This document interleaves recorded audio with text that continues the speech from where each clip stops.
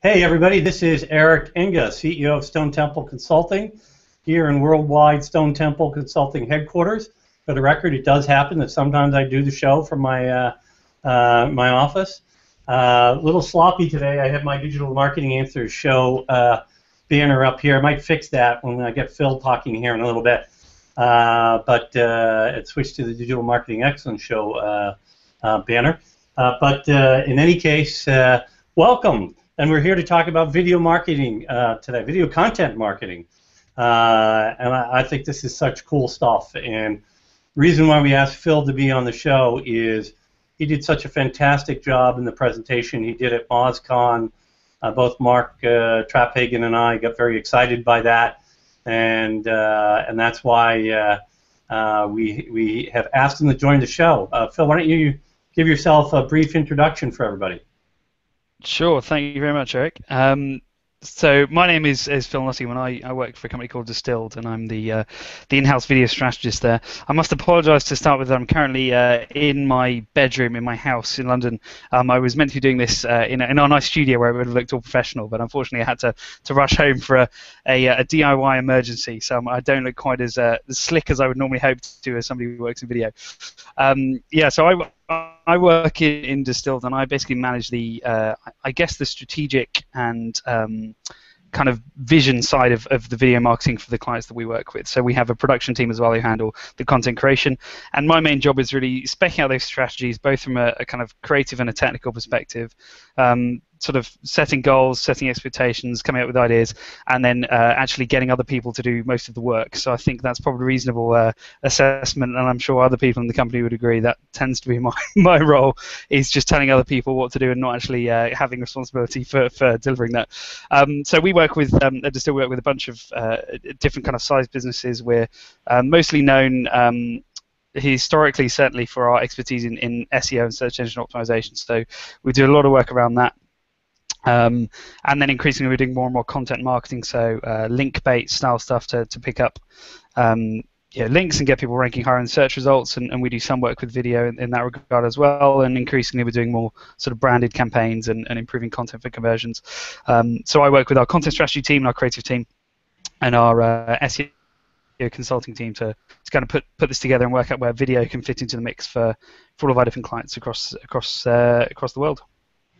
No, that's awesome, and I've certainly been familiar with Distilled's work for quite some time, and yeah, I've seen you guys do a lot of great stuff. We've cited, for example, the post that was done a while back for concert hotels on the greatest singing range of different singers, and who knew that Axl Rose had a greater range than Freddie Mercury? So. Well, this is it. I actually nearly ruined that piece, I must admit, because I was in charge of the kind of initial idea for that one, and I, being a sort of somebody who's worked in music a bit, I was very specific about, no, we have to get the integrity of the data correct. And I'd looked at it and realised that the Axl Rose data wasn't entirely correct, and wanted to change it to remove him from the from being the top spot. And I'm subsequently glad I didn't sort of push for that, because we may not have had the same success. Well, yeah, because he tweeted it or something, didn't he? Yeah, he commented on the article. Yeah. So it was great to get him involved. But of course, that wasn't a video thing per se. But No. And by the way, Kevin Burns here is saying, "Not to worry, mate. You look marvelous." So he's happy to have you at home or not. And by the way, people who watch this show are used to me being in hotel rooms and places like that. So, the show must go on, as they say. So Indeed. that's the way we treat it. We make it happen. So hopefully the content will make up for the scruffiness of the participants. Because it's often me. I won't even talk about the little stain that you can't see on my shirt. We did very well today, Eric. So, but we wanted to start really by talking about the makeup of a great campaign, and as a starting place. So I'm going to a great video content marketing campaign. But before we do that, let's just define what video content marketing is. And while you do that, I am going to do make a quick banner backdrop switch here. to get my correct show banner up, so Okay, the audience can enjoy the effect in the background. Hopefully, it won't distract from your description of what video content marketing is really about. Certainly.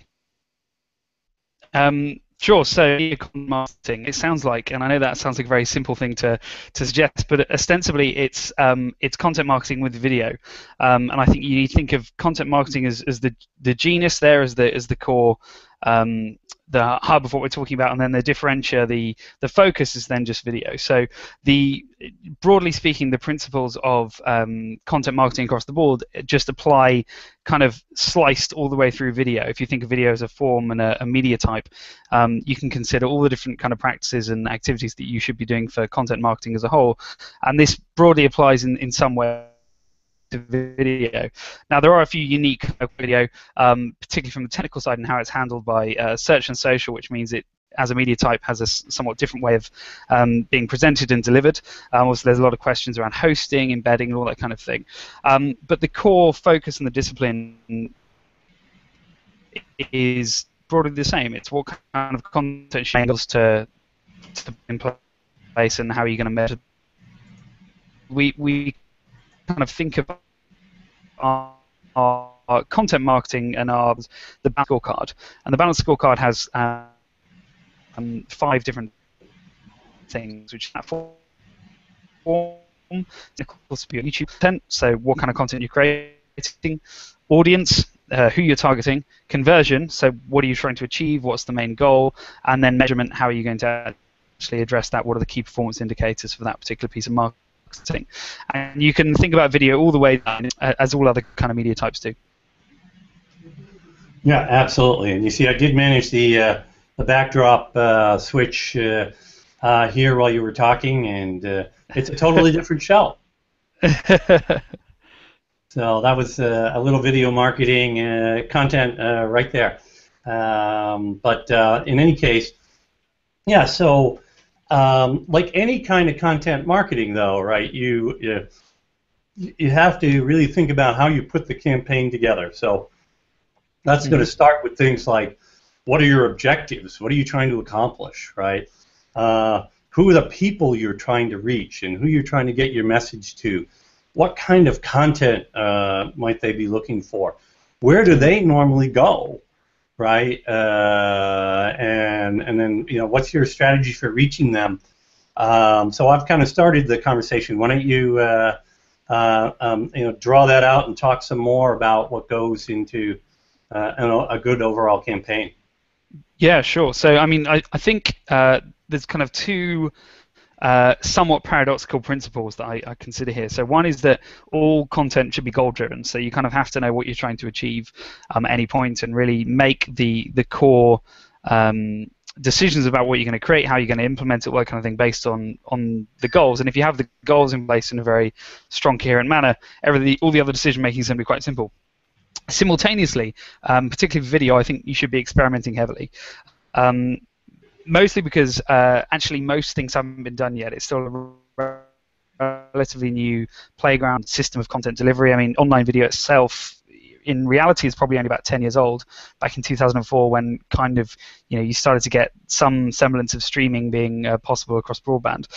So it's still a fundamentally new discipline, and it hasn't really found all of its forms. I mean, Instagram launched the hyperlapse this week, so it's a brand new form factor for social video that I think is another area that people can be engaging with.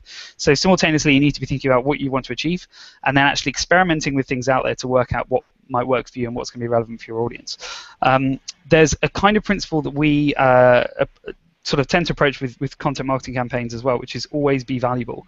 And I think this really matters for video as well. So if you think about your conversion funnel for your particular business, and you think about the different stages within that, you understand that your audience are going to want different things at different points. So initially, they just need to know who you are and why they should care. And when they're getting right down to the end of that funnel, they're going to want to know why they should buy from you, why they should continue to be a customer, and all those stages in between. And you have to think about what you need to provide them at that point to really be of value. And I think you can consider video as a tool, much like text and image and all these other different media types, to tell that story. And of course, the the sort of real unique value of video above sort of text and just images or interactive content or anything else is the human factor. And if we think about the sort of just the life cycle of the internet, before there was the internet, you always had to kind of actually speak to someone if you wanted to buy something or become a customer at all. And sort of the internet slowly changed that, and you could basically just run your life from talking to machines and just typing in, you know, buy this from Amazon, buy this from wherever else, and you never really need to interact with a human. And that had its own benefits, because if you're slightly antisocial, you might not want to communicate with people often. And you know, who wants to always have to phone up and order food and all that kind of thing. But at the other side is it kind of broke that trust that you would initially have if you have to go into a store and chat to somebody, and they have to build that trust to make you feel like you would want to buy from them. And actually, video can be a great tool to sort of bring that trust back in and bring that human element back into the purchasing cycle of whatever you're doing. So you need to think about what the specific things people care about at each point, and start to work out a way that video can help address those issues and provide sort of assist you in doing something called the minimum viable conversion. So if you map out your conversion funnel, at each point there's going to be a different kind of thing that needs to happen. And normally it isn't they find out about your company and then long-term retained customer. There's, you know, several different points in between. So the first stage of any conversion funnel might just be remember who we are, and then the second stage maybe visit our website or our social page, and then onwards from there. And so you need to think about the different kind of content that you're going to need to move people along at each stage in the funnel. And this really ties sort of, I'm probably going off piece a bit, but this kind of ties into attribution modeling, which I think is one of the core challenges, certainly with video and increasingly with all content marketing across the board, because where I see companies consistently messing up is they take a poor view of their attribution modeling. So they might just have last chat attribution, and they say that, well, okay, basically the last visit to the website that secured that particular sale or that whatever your conversion might be, so you're trying to get email addresses or whatever, you look at the last touch, and therefore you start to prioritize channels like PPC and email that are very kind of, you know, further down the response funnel and typically get good conversion rates, and you start to devalue the content marketing that is actually building up your brand in the first place. And this can obviously be a big problem, because you don't have reach, and video increasingly with YouTube being a big channel is going to be one of the key ways that you're going to generate reach as your for your customers and get your name out there and get them to know about you.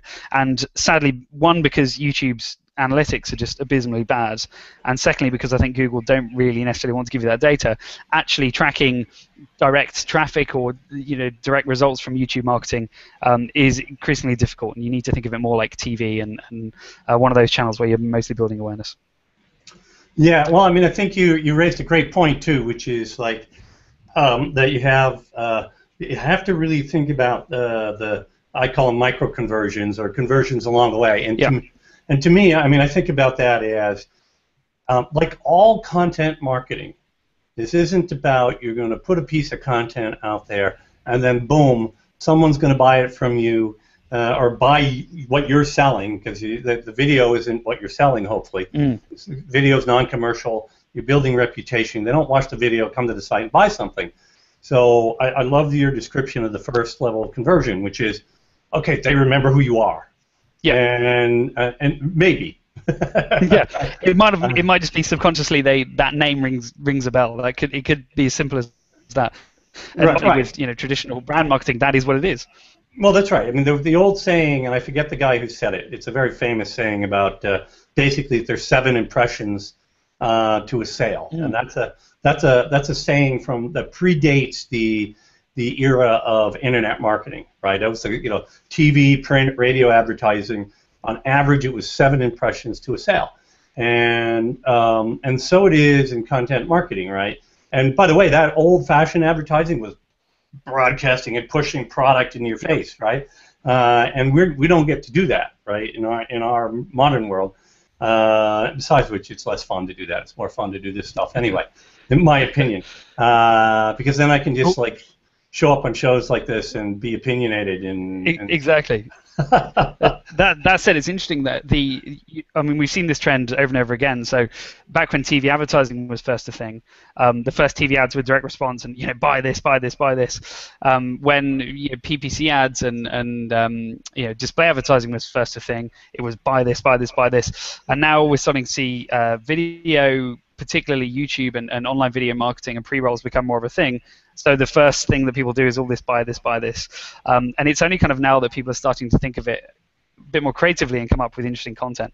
The original kind of use of YouTube advertising by the majority of, you know, big advertising agencies is just to repurpose TV ads, and that kind of doesn't really work that well because it's a different form factor and you're in a different headspace, and it doesn't have the same effect. And the fact that it's skippable means that you're not going to sit there and just kind of let this 30-second ad wash over you, and you're actively trying to get rid of it, which means that the form factor has changed, but unfortunately the advertisers, because advertising is such a slow-moving industry, they just haven't caught up with the frameworks yet, which is also a consequence of why Google are currently providing the data that they are, which is ultimately subpar, because the data that the advertisers have dealt with historically has mostly been nowhere near as good as those of us who work in digital are more comfortable with working with and reporting on. Yeah, well, and, you know, it's a great point about the TV advertisers, but they did learn lessons in their own environment, right? Which is that TV advertisers learned over time that they had to make their commercials entertaining to a degree. Yep. Now they're still more aggressive and more push. They're product oriented than what either you or I would recommend for our mediums, but the reality is there's a lesson there, right, which even a lot of people online need to learn, which is, okay, nobody needs to watch your stuff. So you've got to give them a reason to watch your stuff and make it entertaining enough or interesting enough or valuable enough that they feel compelled to do it. Absolutely. And I feel that this is actually more true now than it's ever been because of filter bubbles. So if you're on you know, if you're just using Google, the fact that you're logged into Google Plus means that you are inherently in some sort of filter bubble, because the content that gets shared by the people you're following is going to rank higher, and the stuff that you're continuing to engage with is going to rank higher. So you're going to find that things drop off if you're not actively interested in them. This is Facebook, and if you're like the Facebook Open Graph means that you won't see stuff if you're not engaging with the brand. So ultimately, the content has to be compelling. There's absolutely no way you can just push this message of buy my stuff, buy my stuff, buy my stuff. And it's never been the case that that's worked effectively. But I think even more so now, it's becoming the abstractions come further and further away towards great storytelling and just engaging people with whatever. And actually, it's more important to engage them, even if it's not pushing a brand message, because you're going to get above and beyond that filter bubble, and then you can at least start to have that conversation. But it's like it's an entry price now, and the companies that aren't doing content marketing at all, and particularly creative content marketing, are soon going to find that they don't have an audience to speak to. Yeah, no, totally. So, but let's draw that out a little bit. Let's talk about great storytelling. I mean, all right. First of all, how do I figure out what stories am I going to tell? So there's we can actually borrow some frameworks from advertising for that. So in terms of like you have to work out what your core brand message is, and if you're doing some or big, okay, I want to do a big, you know, viral video YouTube campaign, whatever it's going to be, that core brand message, you can actually follow the framework that's been done for hundreds of years, which is basically, let's find a consumer insight. So what is it that people think about or care about related to this product? Let's then do some competitor insight to work out what the so how are other people presenting themselves, and then how can we differentiate ourselves above that? And that often becomes about a story. So the example that's often cited is like Haagen-Dazs, who when they marketed ice cream, way back when, the ice cream marketing was all very much focused on children. So it was all, you know, ice cream's fun, it's quite, you know, a kid's food really. And they discovered through a, you know, intensive load of market research that actually one of the core pleasures of adults and mothers particularly was just like to kind of curl up on their sofa with a bit of ice cream and and have it sneakily as like a sort of naughty treat. So they completely hooked onto this and made that their kind of core story. So they positioned themselves as being the people to champion that particular consumer activity. So you need to think of yourselves like that creatively, and you need to work out what it is about your product that can stand out and differentiate itself. And it doesn't necessarily mean that you actually have to have a core differentiator on the product side, but you do need to have a core differentiator in what you stand for. And one question that we're now like basically forcing all of our customers to have in the back of their mind as like a sort of content strategy is, why do you exist? Like, what do you stand for? What's your position? Yeah, no, that's a great thing for people to get focused on, and I'm gonna bend the audience's brain a little bit here. Be prepared, audience. Your brain is about to get bent. I'm going to talk about Red Bull because a lot of people have seen the Red Bull marketing and they've done some things which are you want to stand for. Yeah, that are particularly spectacular. They had Felix Baumgartner's drop from space that they sponsored, and then they had I forget the guy's name, Nick Wallenda, who walked across Niagara Falls on a tightrope. And you watch those things, and there's hardly any inclination or indication that Red Bull is involved. And then you think through what they've done in their marketing campaign. They don't market their products. They market how their products make you feel. That's a huge Absolutely. Right? That's brilliant. That has done really, really well for them and really helped them, take things to another level. Another thing I just want to mention as well, there's a company in Burlington, Vermont that I'm fond of. I actually don't buy any of their products, but I'm fond of their content marketing, quite honestly, and I reference it a lot. So that's a variation. So you're an influencer. You're essentially doing their marketing for them at that point. Well, yeah, that's a type of conversion for them. Yeah, right? exactly. Absolutely. So I'm going to do some of their marketing right now. And that is, they sell household products, and I'm talking diapers and laundry detergent and stuff like that. But they're not a consumer goods company. They're a healthy, green living company, and that's what all their marketing messages is about. So they've created this way. Their messaging has this way of creating a connection with people.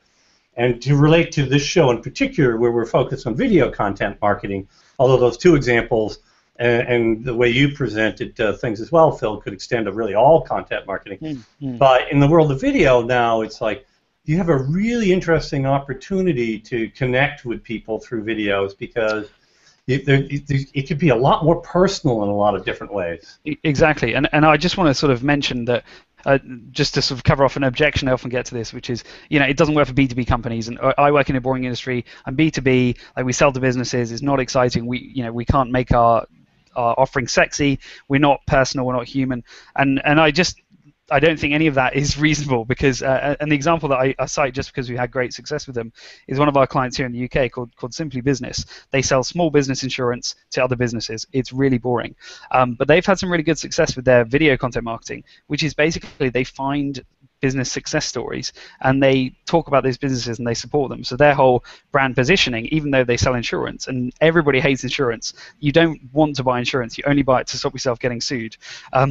They position themselves as like supporting small businesses. So their whole thing is we care about making small businesses successful. So we provide tools to make their lives easier. We do content that's about kind of improving the operational side of a small business, and they create content that's like finding their customers who've had success and promoting them, and talking to them, interviewing them, and if you're an insurance provider phones you up and says, hey, do you want to be on my YouTube channel, hang out on air, then you're flattered and you're going to stay with that insurance company next time you're going to make the decision about who to go with next year, even if the an alternative's $30 cheaper for the year. So it's that kind of activity that it really does help, because ultimately, even for B2B industries, it's people selling to people.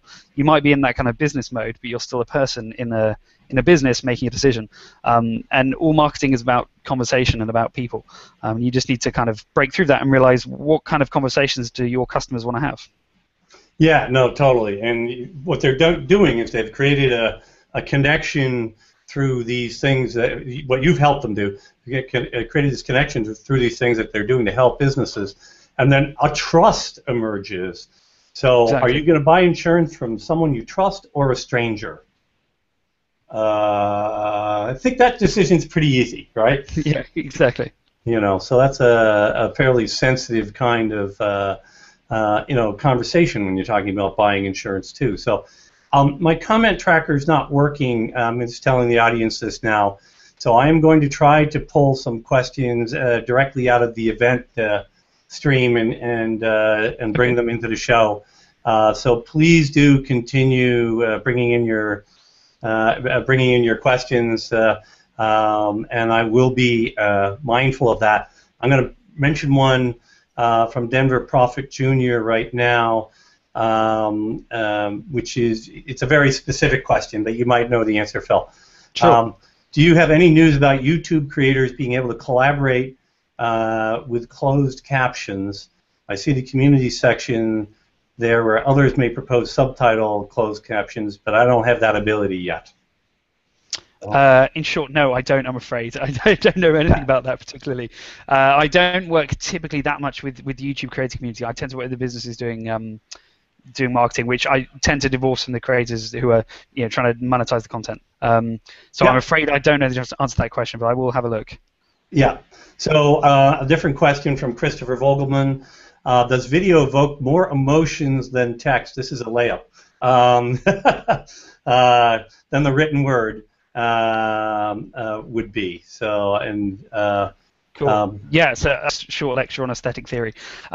So in short, like it doesn't kind of work that it necessarily evokes more emotion, but it works differently in terms of your psychological response. So if you think about text, what you have to do is you have to kind of read it, process the words, and you kind of go through that kind of motion of considering what that means, and then your emotional response is to a consequence of that sort of core understanding.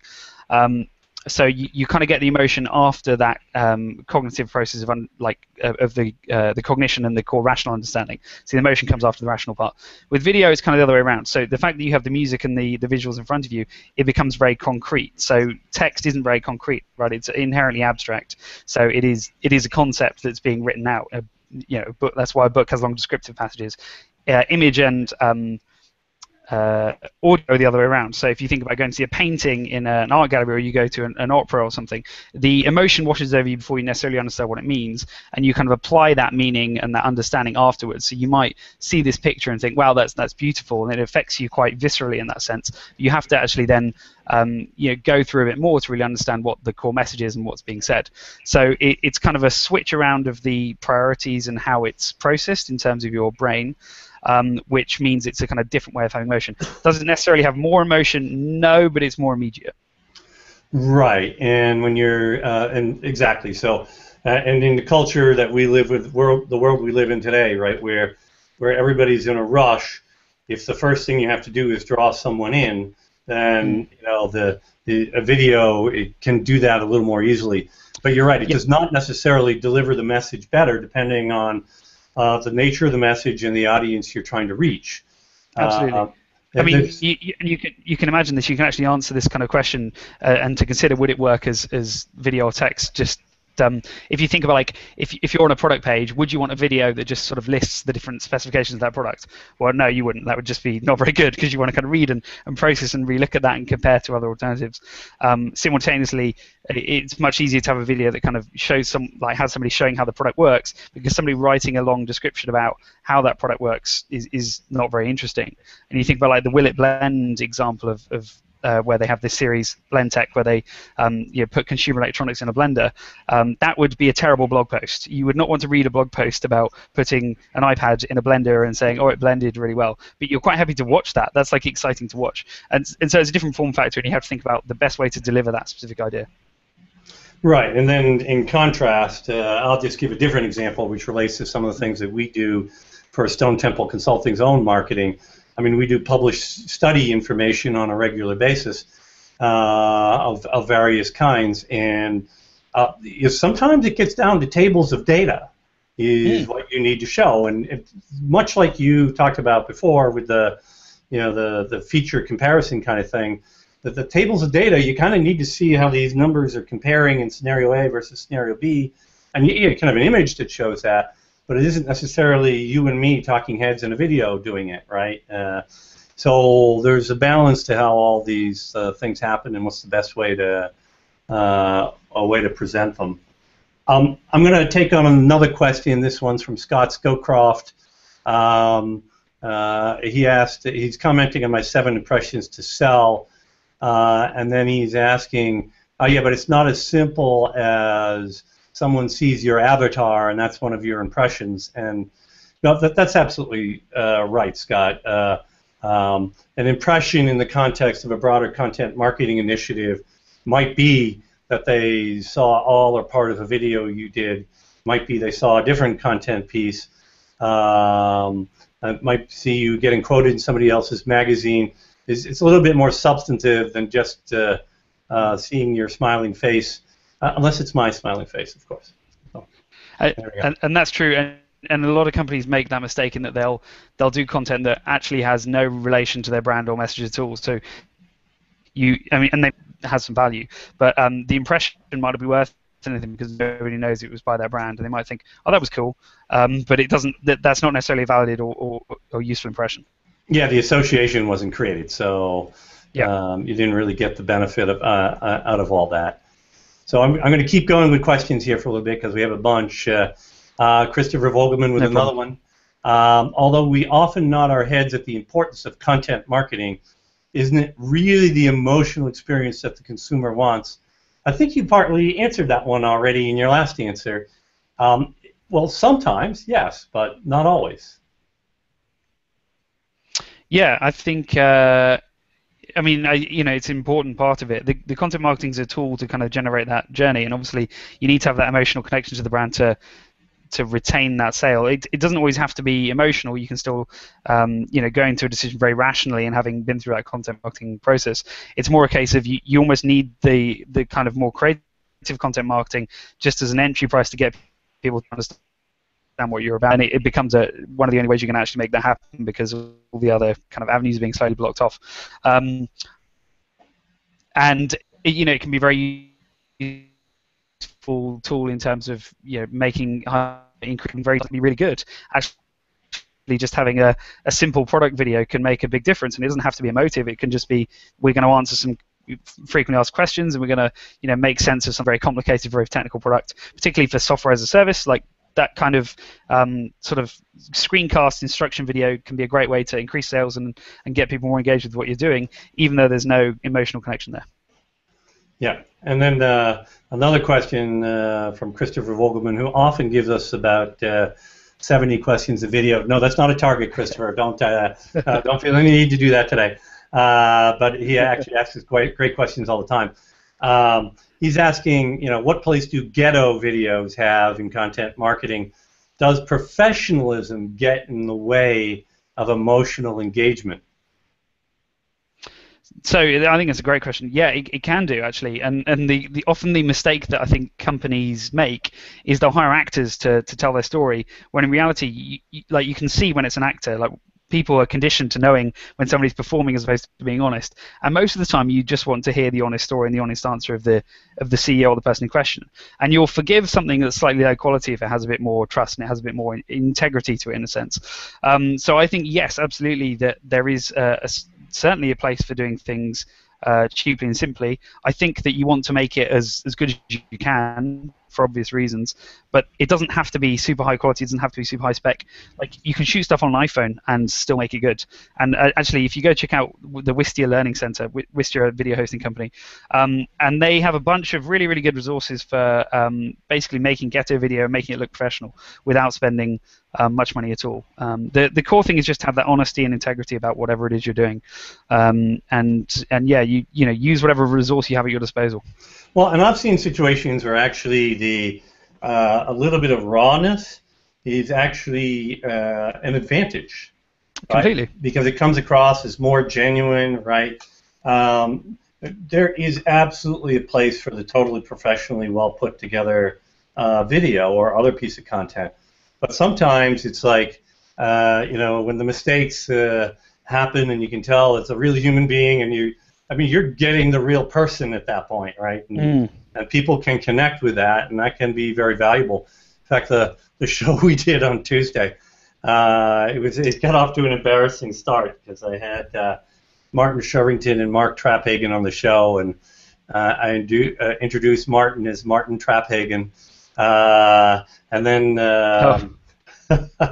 about 90 seconds later, unbeknownst to me, I had the video for the show in a separate box playing, and then the sound came back in. It was like two mistakes, like really close.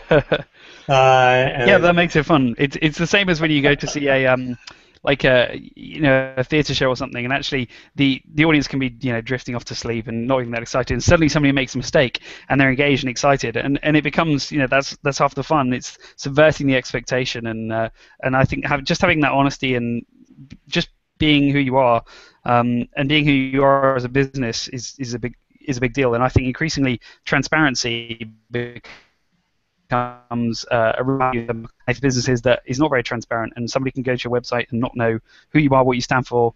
You're going to hit problems. You need to be quite upfront, and people trust that.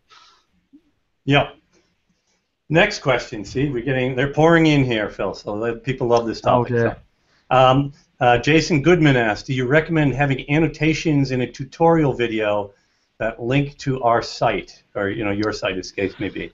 Do you mean I assume this is kind of related to YouTube? In this case, yes. Annotation based. So basically, if it makes sense from a user perspective, yes. I wouldn't just kind of push it in there for the sake of it. Ultimately, YouTube, certainly from all the evidence that I've observed and all the channels that I've worked on, I don't think it ever really drives an enormous amount of traffic, because the reason you go to YouTube is mostly to find video content, mostly for information, entertainment, whatever it might be, and it's it does happen, but it's not common that people kind of want to go out from the platform and look at other stuff. So you need to think about the kind of value you're providing outside of just trying to acquire traffic. And if you're thinking about having the annotations just from a perspective of, can I get more traffic through doing this? I don't think that's a particularly smart strategic approach. You need to think about what's actually the best user experience here. And if it makes complete sense to say, okay, I'm going to reference something in this point in the tutorial that could really, people would really benefit from having this link that links out to another website or links to another video, then absolutely go for it. But I mean, annotations in YouTube videos can be quite frustrating. You need to balance that potential next action that you're going to try and drive from people, as well as making sure that they enjoy watching your video and aren't annoyed by being spammed with these annotations. So just think about it from a user perspective. What makes sense? It's that always be valuable thing. What's going to be the most valuable thing for your users? Do that. Yeah, I mean, in my mind, since you really need to view this as a long game, right? And if you're trying to treat that annotation as a way to get a short-term conversion, I'm not going to say that it would never work, but I think it's going to backfire more often than not. And if you have an annotation that's to something... I agree, and I think also the sorry, Eric, it burst out slightly then. I think the problem additionally is the attribution model. So if you're assuming that, okay, so the next action, they need to get to my site to actually do something, what may happen, and unfortunately because of YouTube analytics you won't know this, they might watch the video, find a lot of value from it, subscribe to your channel, and then visit your website and become a more valuable customer than they would have done through just driving through that click. So you need to be aware of the of kind of the pitfalls and the problems with the analytics situation, but still kind of take that into account when you're doing attribution modeling and understand the value that YouTube's going to have in terms of building that brand awareness and getting people to know who you are and engaging with your business, even though you can't necessarily quantify that in terms of visits and conversions and all that kind of thing. Yeah, no, absolutely. And then another question from Christopher again. He's trying to meet his metric now. I know you're not, but he does actually ask great questions. He's asking about video length, right? So this is isn't shorter better? Well, I would just turn that around and say, so text length isn't shorter better. Well, no, I mean, it depends what you're trying to do. And the same is true of video. Video is a media type. It's a form factor. It's a way of presenting ideas. We're doing a long-form piece of video here that's going to last about an hour, and that is certainly a piece of video, and it would be not very good if it was 30 seconds long. Similarly, if you're trying to do a short ad snippet, it's not going to be very good if it's an hour long. There isn't really a really concrete answer to this question. That said, you should try and make them as sort of short and punchy as you can, and as effective as you can, rather than sort of running on excessively. I would, particularly for YouTube, you need to, and if you're doing any advertising, you need to get people engaged fast, because the people will just click through and they'll, the attention spans are short. So if you don't engage people immediately, or you add in a load of sort of stings or branding at the front, often that can just disengage audiences. So I would basically get to the serve their expectations as quick as you can. If people expect to get a video that's showing a product and giving a demonstration, within the first 2 seconds, that needs to start happening. But the length itself is not really what the critical thing is. I mean, what you might be trying to do is increase conversion rate. And if somebody watches 10 seconds of a video and actually then goes and buys something, that's great. But that doesn't mean that video should be 10 seconds long, and that just because they dropped out, it was less valuable and it should be shorter. So it's a case of, again, thinking strategically and not just chasing the metrics and worrying about that drop-off, because sometimes drop-off is fine, and just having a short video doesn't necessarily make it better. Right, and if the objective is you've delivered some good content and they get out of in the first 5 minutes of the video or first 2 minutes, okay, this person knows their stuff, but they don't have time right now. You probably still got a little bit of a conversion there, right? You've created some consciousness about who you are and what you are, and so that's not without value. Excuse me. Can you talk a little bit about some of the examples, or one or two of the examples you shared during MozCon? Yeah, sure. In regards to what specifically? Was there anything? Well, of a really good video content marketing in action. Sure. So, I mean, yeah, I'll share a couple in no particular order of just things that I've enjoyed recently. So, Burger King last year did something quite fun where they basically did very hyper-targeted YouTube advertising, pointing at specific channels and videos. So basically the idea is that you would see this ad that is clearly just made for this specific video. So as soon as you'd start watching, the ad would come up and it would clearly engage with you in that very personal sense because it knows what you're watching. And that made people interested and excited and started to click in. So they're basically trolling their customers by just winding them up and saying, hey, we've moved this ad in the way of you actually being able to watch your particular video. So they've really experimented cleanly with the form factor, and I thought that was really, really fun. British Airways did quite a nice thing last year as well, where they experimented with the YouTube form factor. So they did this Choose Your Own Adventure project, which basically started with this initial seed of a video that has somebody coming up to an airport in a taxi. They go to the check-in machine, and it's like these 4 boxes, and you can click where do you want to go to, and then you click on that, and it happens to be a YouTube annotation, takes you to another video. So it was like this one of those old books that you had from the 80s that you would oh, if you want to fight the dragon, go to page 59. And they had this kind of lens into exploring YouTube and making it like a different way to build your own story around this particular video content. I thought that back in this would have been towards the end of 2012 actually, just at the end of the Olympics, Visit Britain did something really nice, which was an interactive video campaign that basically you could add in a certain track and a certain bit of video underneath this, and it would become this like mosaic of different videos about the UK and about Britain, and it became like a nice little sort of interactive tourist thing. There was, what else did I share at MozCon? So like Aston Martin have a really good YouTube channel, and of course if you're Aston Martin you don't need to worry too much about the content you're creating because your product is your marketing. Everybody loves your product. All you need to do is just present that product, and most of us aren't that lucky, unfortunately. The Dove has obviously been a very good example of a company that's done well in the sort of consumer side, and they probably spearheaded the whole.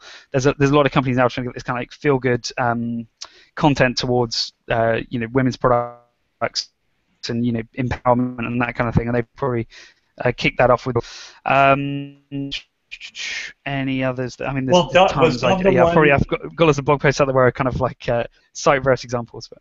But wasn't Dove the one where it started showing a sequence of interactions where like a woman was sitting down, and then some guy would go down and sit like on a bus, and a guy would sit next to her, and she'd like move over a little bit, and she's sorry, and then and they'd show all these sequences where women were apologizing where it wasn't appropriate.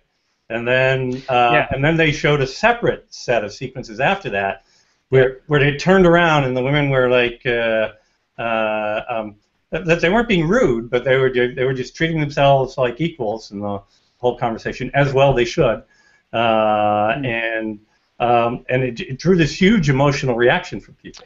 this is it. That was actually L'Oreal basically trying to piggyback off Dove's kind of point. But yeah, exactly that. It was the Sorry Not Sorry campaign, and yeah, the idea was that women shouldn't be apologising, and it was a very emotive campaign, and kind of the focus there is particularly for this sort of brand awareness.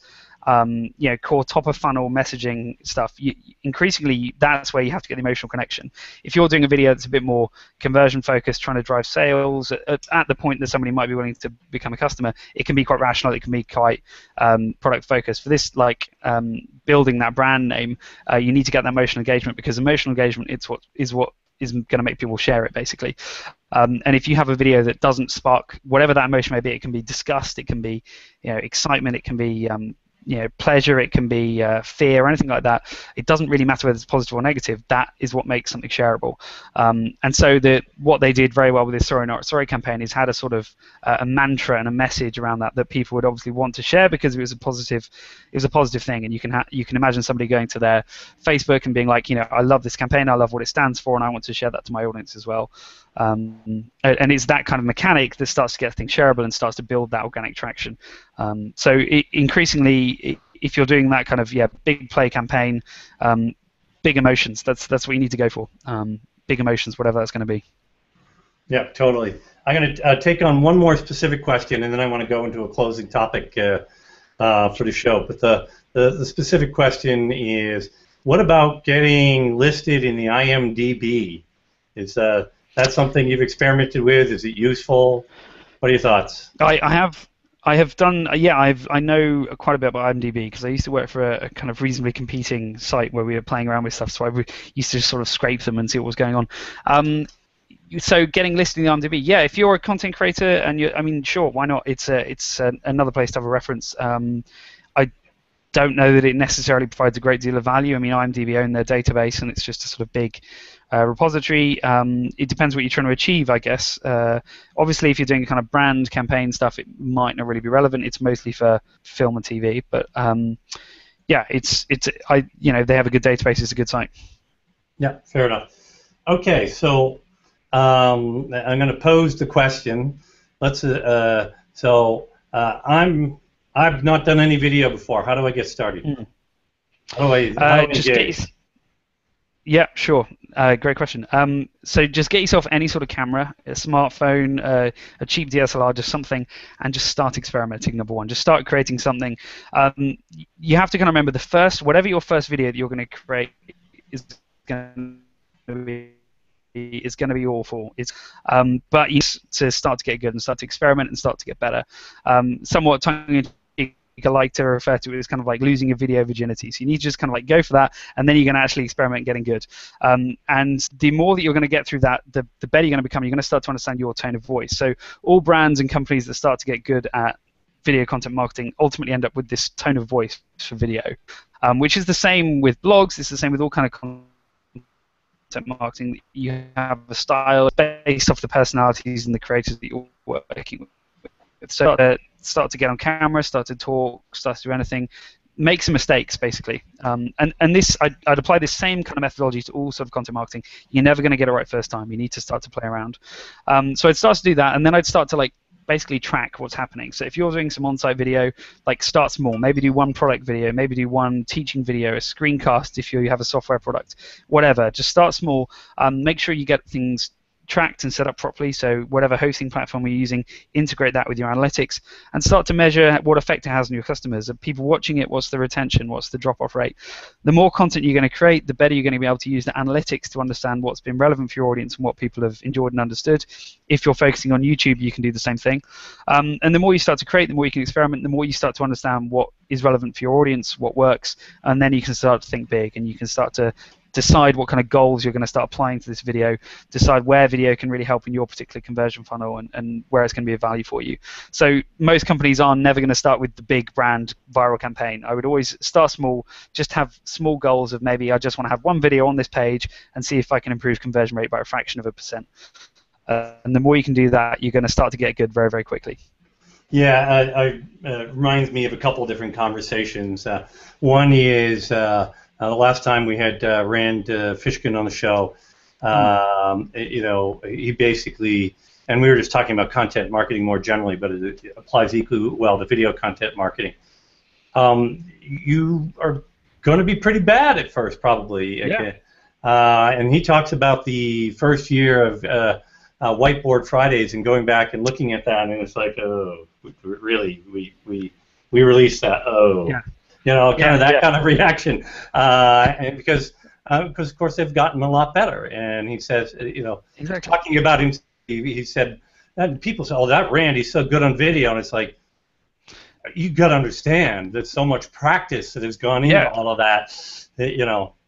Yeah, and this is, I mean, nobody gets good first time. Like, it's just, you take, it's the same with becoming a writer. It's the same with all disciplines in human endeavor. You're not magically good at anything when you start out, and it takes time and practice, and video is absolutely no different. And I think, particularly, one thing I would suggest is, even if you're going to be doing your video content creation with a production agency, which a lot of people will, and that's completely often the right thing to be doing if you don't have the skills or the bandwidth in-house to do that. You need to remember that it's going to take them a while to find your tone of voice, and it's going to take them a while to work out what really works for you. And often I wouldn't just try and outsource the process and be kind of absent and just expect them to come back with something good, because they might do something good, but it's not necessarily going to communicate what's good about you. So I would always at least advise companies to be involved in the script phase, to be heavily involved in kind of that core ideation, even if they're not involved in the actual production side itself, because it's there that you can start to experiment what's going to work. Yeah, totally. And from my point of view, you really shouldn't be relying on that video production company to understand who your target customers are, what kind of content they want. I mean, they may have people that go do that research for you, but you should already be doing that research for your own business. So I hope you are, and therefore you're integral to the whole process here, right? Exactly. So, question from Johan Clays here. How do we overcome fear? Would just go for it. Like, do it. Start small. Just start small. You know, you got to take that 20 seconds of bravery. You just got to go, right. Okay, I'm just going to do it. And the beautiful thing about video is that you don't have to publish it. You can just do something terrible and you know, delete the take afterwards, and no one need ever see this aside from you in your room and on your own. You just need to keep doing stuff to get over that initial fear. And it's horrible to see yourself on camera. And it can be awful and deeply unpleasant. I personally hate it, and I've always hated this. I remember the first time having to see a video of myself do something. I was like, oh gosh, do I sound like that? This is awful. But you know, you just kind of get over it, and you have to go through that pain, and it'll be worth it in the end. But yeah, I mean, just do it. It's the same as anything. What you know, think about yourself skydiving. You just got to take the jump. You mean I have to go skydiving before I do any videos? Exactly, and strap a GoPro to your head, and you know, it'd probably be quite good. Yeah, you can get the audio of you screaming at the top of your lungs. Exactly. I'm gonna die. Yes. What about some of the tools? You know, how would you? I mean, you talked about just having maybe just a camera phone or your webcam or something like that. But what about editing? I mean, how would you start editing software-wise, things like that? Yeah, I mean, you can start and work with whatever you've got, really. The tool sets are now so cheap and accessible that you know you can get pretty decent quality with the smartphone. It's actually not bad. The one thing to bear in mind is that actually having good quality audio is way more important than having good quality video. People can tolerate a video that looks a bit grainy. They cannot tolerate bad noise. Nobody can tolerate bad noise. So if you're going to invest in anything, I would invest in in a nice microphone. So get yourself a good shotgun microphone or a lapel microphone that's going to give you that quality if you're doing live action stuff. And yeah, I mean, just for the production, lighting again is probably worth investing at, you know, just a few $100s in some good lights if you're starting out fresh.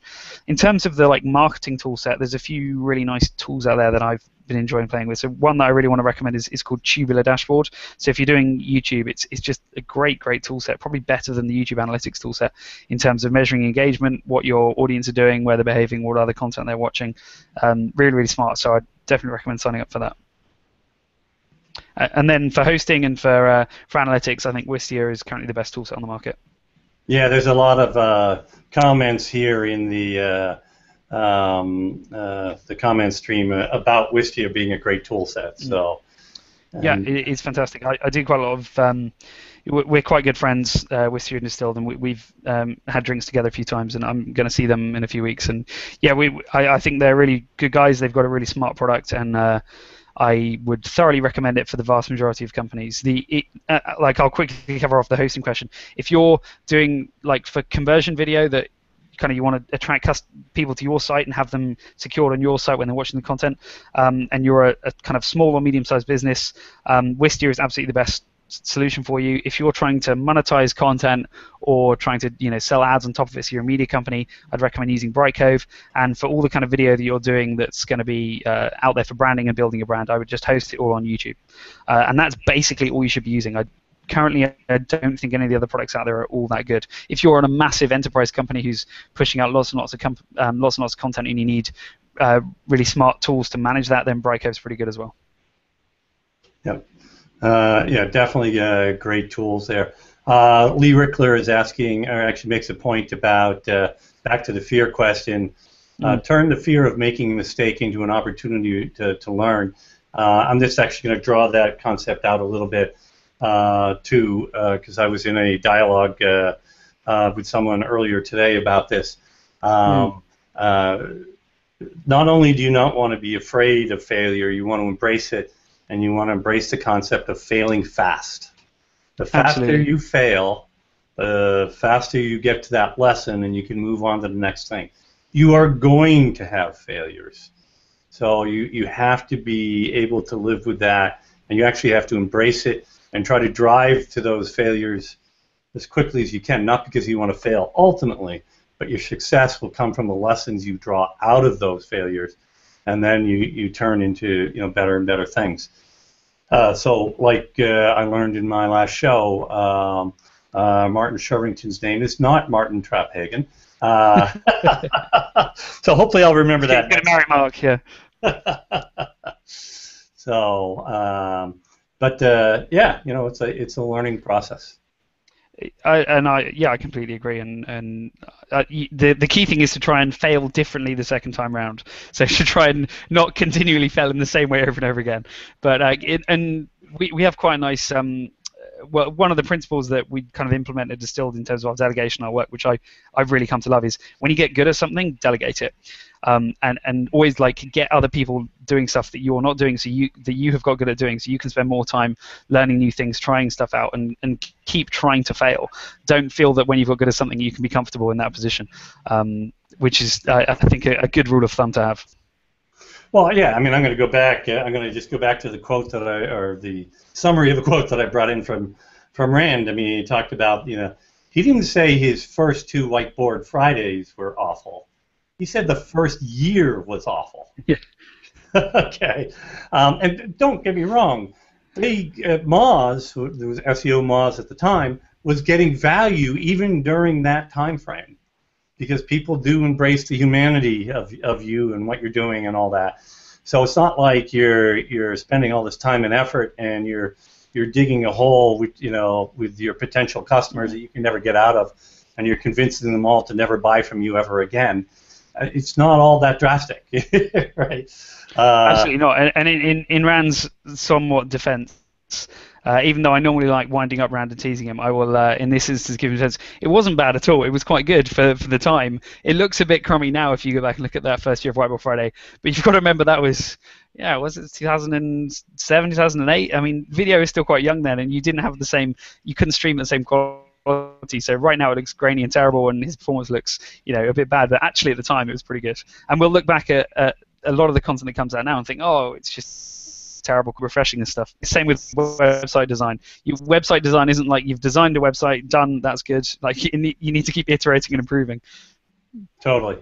So we're almost at the top of the hour, and I'd like to offer my guests an opportunity to give a closing statement of some sort. If you want to give some sort of summary of people of how to think about all this, that would be great. Yeah, sure. So, I'll do my best not to go on a too long a ramble, because obviously I can just do this for hours. But yeah, I think I think fundamentally there's a huge opportunity at the moment with video. It's one of the next big channels and the next thing you need to expand on. TV advertising budgets are going to start to move to digital. soon, because TV is not as effective as it once was. The audience are moving to watch TV online and watch, more content online on channels like YouTube and through social platforms. And this means that the money is going to follow eventually, because still the vast majority of advertising spend is going into TV, and yet increasingly, I think we can show more effective outputs from digital.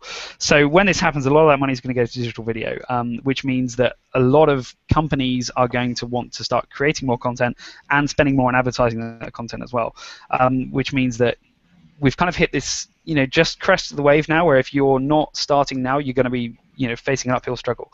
So I would really recommend everybody kind of starts out and remember that video is a form factor, and it's going to sit. If you're going to do it effectively, there's going to be some use for video every single stage in that conversion funnel.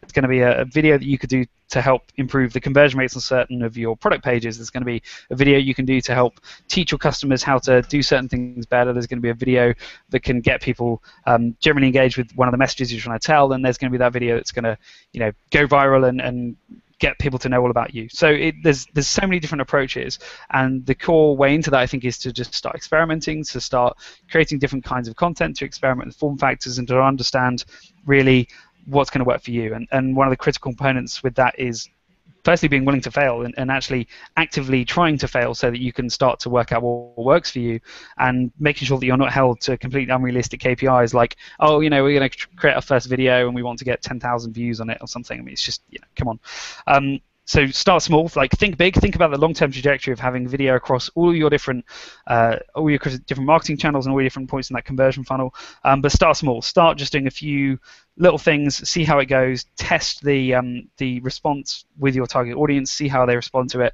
and move forward from there. And I'm sure that when you start to experiment, you'll start to have fun with it, you'll start to discover that there's plenty of opportunities, and you'll start to feel comfortable with coming up with ideas and making it happen. Yeah, a great summary. I'm going to draw just a couple of things from that.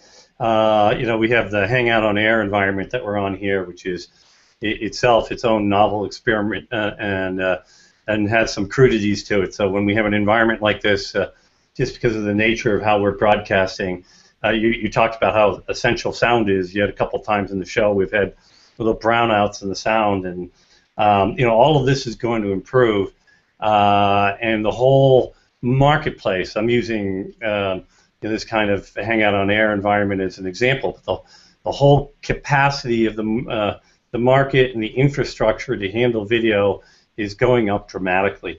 Amazon has just acquired a competing technology to Hangouts on Air. So that's kind of an interesting thing to think about what they might do with that. And there's tons of different things happening. So I just want you all to realize that this medium is going to keep moving forward. It is still in early days, and there's a ton of opportunities. And I like what you said about the fact that there's places for video through the entire funnel. I think that was a really good point. And also in terms of failing, I can promise you right now, and I'm going to leak a little secret, and that is that Mark Traphagen and I have been working on a video for a while now, which I promise you has a good chance of failing miserably and being a great embarrassment to both of us. But we're doing it anyway because it's an experiment. We want to see what happens. I'm not going to say anything more about that video now. There's no further leaks on what it might be about, but I promise you it will be different. So with that, that's it for the Digital Marketing Excellence Show for today. Thanks so much for being with us, Phil. I really enjoyed the discussion. Had great fun talking about all this with you. All right, bye, everybody.